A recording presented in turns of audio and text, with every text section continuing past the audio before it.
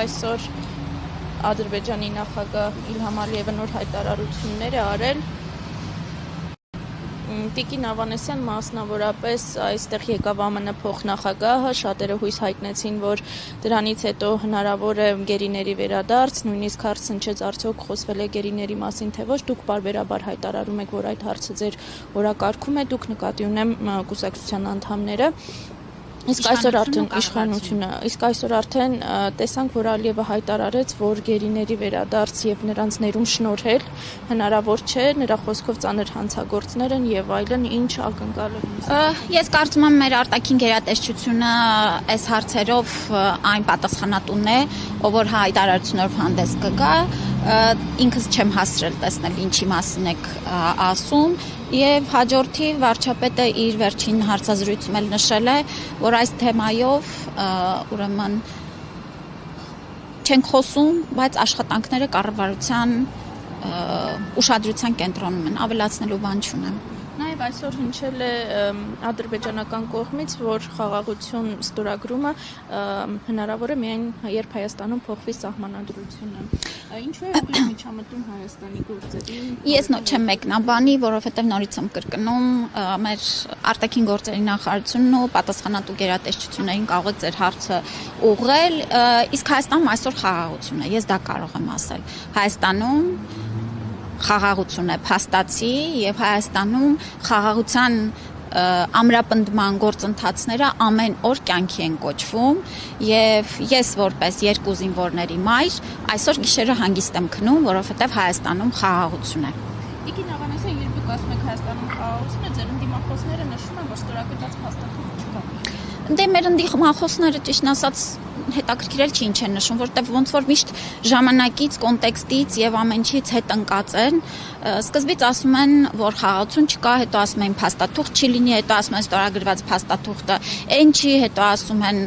թղթի գույնը կանաչ էր, մեկնաբանելու ոչինչ չունեմ։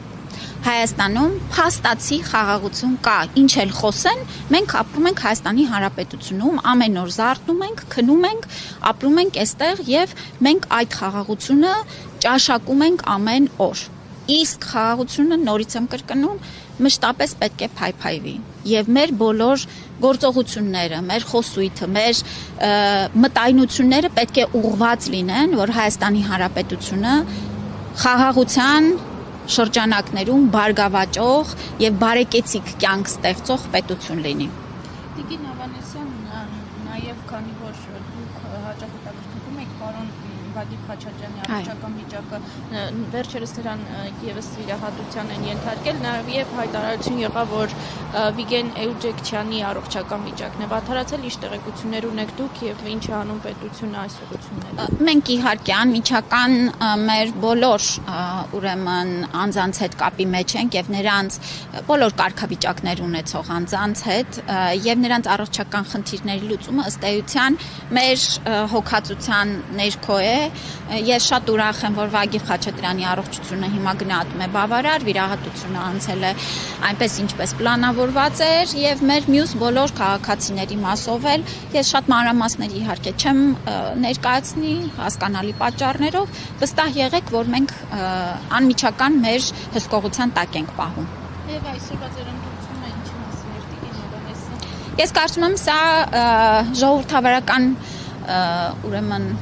պետության կարևորագույն ինստիտուտի կայացման մասին էր, որ մեր կուսակցությունները, որոնք քաղաքական կյանքի պատասխանատուն են, իրենց ներ կուսակցական ընտրությունները եւս կազմակերպեն թափանցիկ, բոլորի համար հավասար հնարավորություններով, ժողովրդավարական սկզբունքներով, եւ ես կարծում եմ այսօր քաղաքացիական պայմանագիր կուսակցությունը լրիվ մի նոր նշաձող դրեց նաև այլ կուսակցությունների համար, որոնք եւս պիտի թե իրանց ֆինանսավորման աղբյուրների, թե իրանց ուրեմն ընտրությունների եւ չընտրությունների մասով պիտի վերանայումներ անեն եւ Հայաստանի քաղաքացու շահերին ծառայեն։ Եվ ինչ ակնկալիքներ ունեք այս ընտրություններից, ապագայում ձեզ տեսնեք խորհրդարանում, թե Ես կարծում եմ դրա մասին շատ վաղ է խոսելը։ Ես կարծում եմ, որ մեր թիմը արդեն իսկ այս բոլոր գործընթացներով անցնելով հաստատակամ, վստահ գնում է խորհրդարանական ընտրությունների 26 թվականին եւ լիահույս եմ, որ շռնդալից հաղթանակ է տանելու։ Տիկին Ավանեսյան, այս ընթացքում նաև շատ է խոսվում, որ ընտրական օրենսգրքում փոփոխություններ եղան եւ նշում է, որ դրանք ի օգուտ այսօրվա իշխանության է արվել եւ մյուս ուժերին ավելի քիչ հնարավորություններ է թողնվում, այդպես դուք ավելի շատ հնարավորություններ ունեք լծակներ կիրառելու եւ այլն։ Ես կարծում եմ իշխանության մեջ գտնվող որևէ քաղաքական ուժ այնքան օրենքներ եւ կարգավորումներ չի բերել խորհրդարան, որոնք առաջին հերթին հենց սահմանափակում են եւ կարգավորում եւ հստակեցնում են կուսակցությունների գործունեությունը, եւ սա է մեր սկզբունքը։ Մենք առաջնորդվում ենք Հայաստանի Հանրապետության շահով, ժողովրդավարական սկզբունքների պահպանմամբ եւ մեր բոլոր օրենսդրական նախաձեռնություններն էլ տեղավորվում են հենց այս սկզբունքի մեջ։ Եվ վերջերս ձեզ էլ հարց հնչեց, արդյոք դուք հետաքրքրվեցիք, նման դեպքեր բացահայտեցիք, որ համընդհանուր ապահովագրությունը չնայած որ ներդրվել է, միևնույն է, այսպես ասած, կողքից փող են ուզում մարդկանցից։ Ես իմ ասուլիսին էլ ասեցի, խնդրում եմ տրամադրեք այդ բողոքները, դեռ հələ որ ոչ մի բողոք հաստացի չի փոխանցվել ինձ, բայց սա չի նշանակում, որ մենք ինքնուրույն չենք իրականացնում այդ աշխատանքը։ Միանշանակ առողջության ապահովագրության համակարգը կարող է լինել կայուն եւ ապահովել մի կողմից քաղաքացիների առողջության ուրեմն հոգ տանելը, բայց մյուս կողմից էլ ֆինանսական միջոցների արդյունավետ ծախսը, եւ մենք շատ խստապահանջ եւ հետեւողական ենք լինելու, թե ուր են գնում ֆինանսները, ինչպես են ծառայում քաղաքացիներին եւ արդյոք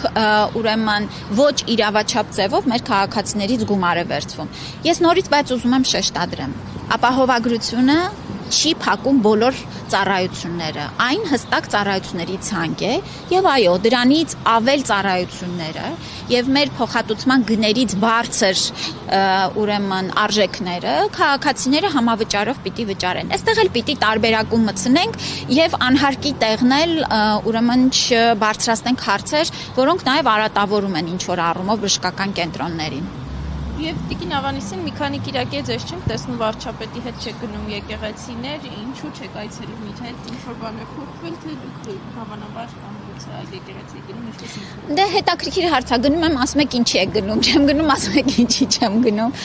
Աշխատում եմ գնալ, լինում են կիրակիներ, որ չի հաջողվում, եւ վստահաբար առաջիկայում էլ գնալու եմ, որևէ բան չի փոխվել։